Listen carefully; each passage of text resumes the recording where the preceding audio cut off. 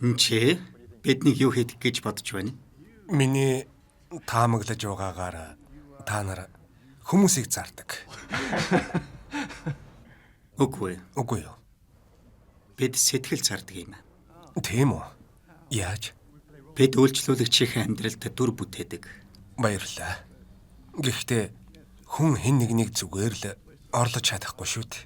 Тийм ээ, бас үгүй. Гэхдээ хүмүүс эрсдэл хүлээхэд бэлэн байдаг.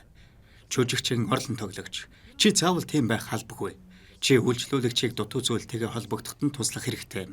Жишээ нь юу? Тэдний амьдрал дах хинч байж болно. Эсвэл тэдний санагалцдаг мэдрэмжч байж болно. Эцэг их, ах эгч, найз залуу, найз охин, сайн найзууд бид бүгдд нь тоглодог. Эсвэл сэтгэл зүйчтэй ярилцаж болно. Энд тэгэх хамар биш л дээ. Энэ улсад сэтгцэн эрүүл мэндийн асуудлыг авч хэлэлцдэггүй юм аа. Үргэлжлэлийг видео сангаас